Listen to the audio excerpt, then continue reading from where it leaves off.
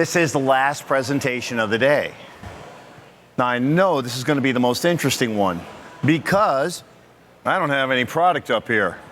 So this is going to require you to use your imagination. This is going to require audience participation. This has rarely been done.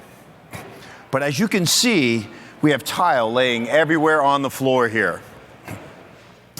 What is the biggest problem with tile? My mother-in-law says it gets dirty. It doesn't get any dirtier than carpeting or any other floor system that you put in there. But what happens with tile is this. The dirt that goes on top of that tile winds up falling down into the grout joints because that's the lowest point of the tile. And that's the part that she says gets dirty.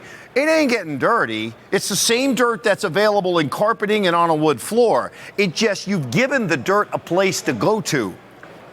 Next thing, the grout. Oh, the grout gets dirty. It's the wrong color. It's terrible. It's this. No. It started off just fine. When I take a flat tile and I have grout that's a 1/16 of an inch below it, and I take a Swiffer and I slide it across the floor, I plow the dirt into the grout joint. I don't clean the grout joint. You're going to have to get in there with a string mop or something to agitate the dirt that's on the surface of the grout joint. And I don't care how small. Matter of fact, the smaller you make the grout joint, the harder it is for the string of the mop to get in there. So we're not doing ourselves any justice by going to smaller grout joints and bigger tiles and thinking it's going to stay cleaner. When there's a grout that they claim says it doesn't stain, it doesn't mean that you don't have to clean the floor. It means that you still have to clean the floor. It means that there aren't pores for those stains to go into. You see, pores and stains are like pixels on a TV. The more pixels there are per square inch on a TV, the truer and brighter the color is. The more pores there are per square inch in your grout, the truer and brighter the stain is. So how do you fix that? You either go with a ready-to-use grout that doesn't have any pores, you go with an epoxy grout, or if you go with a cement grout, you seal those pores up so stains do not penetrate. That's important. That's a key. Now, let's talk about some basic fundamentals. Cement and mortar. How do I bond to something? I require porosity. So if I can pour water onto a concrete slab, I'm pretty much telling you straight up 99% of the time you can bond to it. I don't care what they treated the slab with. If the water penetrates the slab, then when I mix a mortar up, that's how you're going to bond. You see, before the cement particles have a chance to react, the water gets pulled down in a capillary action, and the cement particle goes down in there with it and then locks up inside of those pores. And that's how you bond. However, if I go ahead and pour water on the floor and it beads up, now we have a problem.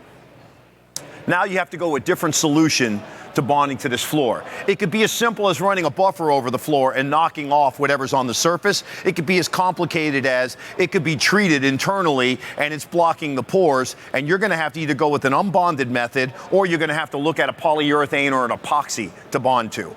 But the simplest thing we can do in our business to avoid problems is just to take a little bit of water, pour it on the floor, and watch it flatten out and penetrate. We tend to overcomplicate, all of us do. I'm guilty of it myself. We tend to overcomplicate this whole thing. It's not that complicated. That's why we've been doing ceramic floors for 2,000 years. It's not that complicated. It's not rocket science. It's science, but it's not rocket science. We're not trying to go to the moon. We're just trying to adhere what we're making and putting it down on a floor. Check for porosity. You need to clean a floor. This is why you think back in old school days, I was always taught to sponge a floor right before I went ahead and put anything on there. I didn't realize what I was doing, but if I ever sponged the floor and saw water bead up, I knew I had a problem, and I would call attention to it. Same thing today. Not much has changed. So when I hear people say I've been doing it this way for 60 years or 30 years, good, do that part for 30 years. That's a good part to keep with you. But remember, look around this room. Look at the tile that's in here. 30 years ago, tile was not a foot by 3. I didn't have 3 foot by 3 foot tile. Tile was 6 inches by 6 inches and had a 40% porosity rating. So Take the skill set you developed 30 years ago and stay current, and you will be an absolute rock star. And my last subject matter that I want to talk about is how in the heck do we get the next generation involved in our business? I'll tell you a little story. I have a friend of mine who owns a very large installation company, one of the largest in the United States. I happened to meet him doing shows like this. He started off as an installer. They were doing a high school. Now I'm talking about they're doing vinyl is what he's doing, VCT in the hallways down at this high school. Well, they had to change out the lockers, and so they had to replace 4 pieces of tile, and they had to put a piece of base up underneath the lockers. So all his crews were slammed. He went out. He knew how to do this. He grew up doing this. He went out to the job to do this. While he's doing this, a couple of kids were standing over there looking at him, and the bell rang. And the teacher stuck her head out the door and said, "Get away from that guy and get in this class, otherwise you're going to wind up working like that for a living." So the guy didn't think nothing of it. I'm going to tell you right now, this guy lives in a $10, $12 million house. He's got a house in the Bahamas. He's got a house up in Maine. He's got a house in Italy. This guy's got money. He didn't say a word. He finished up his job. He walked in, knocked on the door of the classroom, and she said, "Can I just say something for a second?" The teacher said, "Sure." He said, "I make more money in 5 minutes than she makes in a year.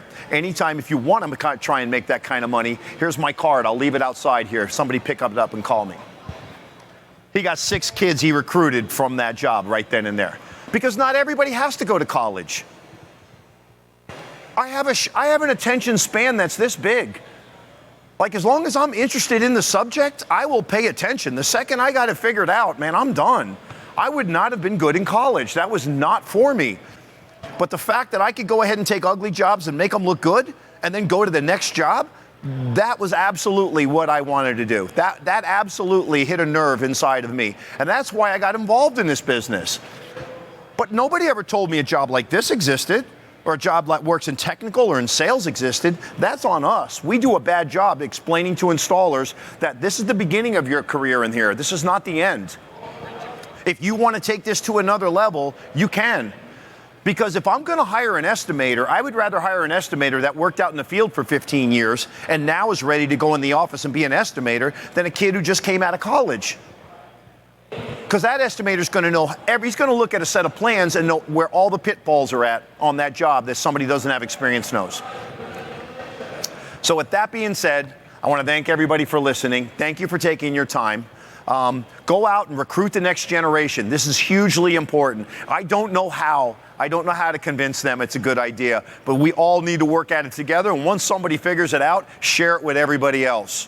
Because we're competing against electricians and plumbers and carpenters and elevator operators. We're competing against a whole bunch of people that have great salaries, good benefits. We need to go ahead and find those kids in the next generation that thinks it's pretty cool to take an ugly floor and make it look good. Thank you. Make a lot of money. Have a great day.